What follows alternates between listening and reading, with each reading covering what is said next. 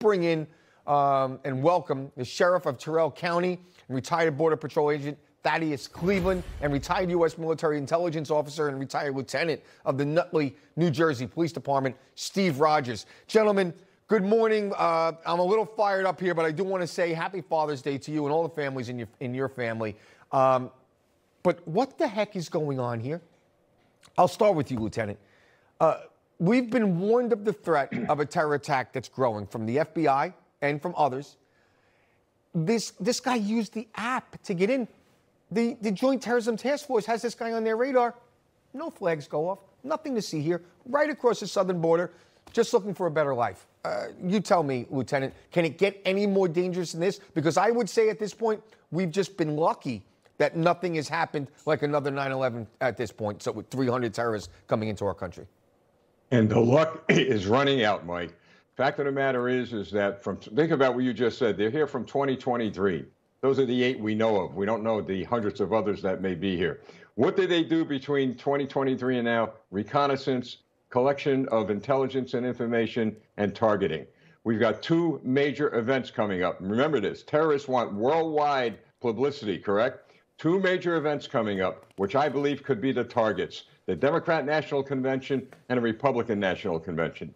They're here. When I was on the FBI Joint Terrorism Task Force after 9/11, the one thing we were worried about is what we're seeing take place now. And because of Joe Biden and his policies, America is now vulnerable to a very, very bad attack. So we need to wake up and begin to take some proactive action now, but I think it's a little bit too late. Yeah, you know, Sheriff, these suspects came in from Tajikistan, which, as you can see, has both Afghanistan and China as some of their bordering countries. And the number of Chinese nationals coming across the border, that's also surged. So how can you possibly protect your national security with a policy like this, that literally a terrorist can go on an app and be welcomed into the country, no questions asked? And again, this isn't my theory. The CBP is saying that everyone on that app is vetted. So this person was vetted.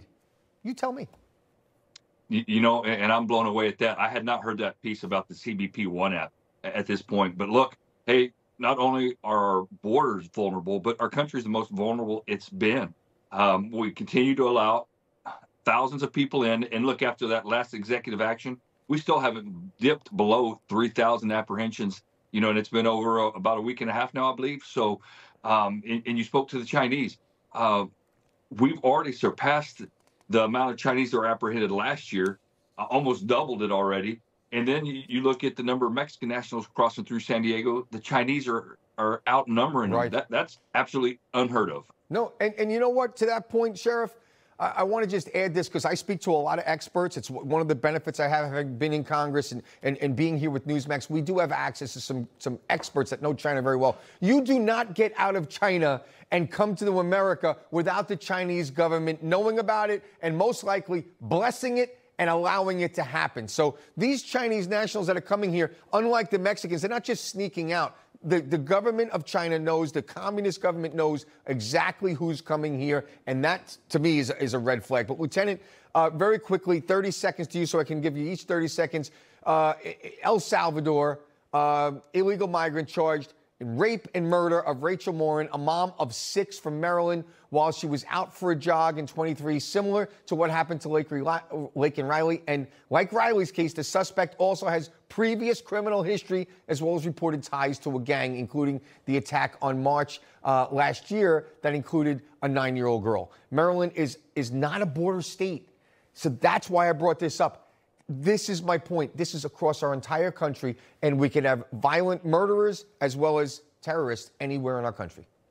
And may I add, they're crossing the northern border, too. Justin Trudeau is letting a lot of these people into Canada. Our eyes are on the southern border. Well, they're coming through the northern border, too. That's a great point. So people have to wake up, and they have to get involved in these next elections and toss these politicians causing these policies out of office. Sheriff, 15 seconds. Wrap it up for us. Look, I'll tell you what, we're going to have not just years to continue to be victims of this border vulnerability or this open borders that this administration has created. It's going to be decades. It really is. We're going to see a lot more of what's happened here recently. We're going to have to leave it there. Sheriff Thaddeus Cleveland, Lieutenant Steve Rogers, thank you so much. Enjoy your Father's Day.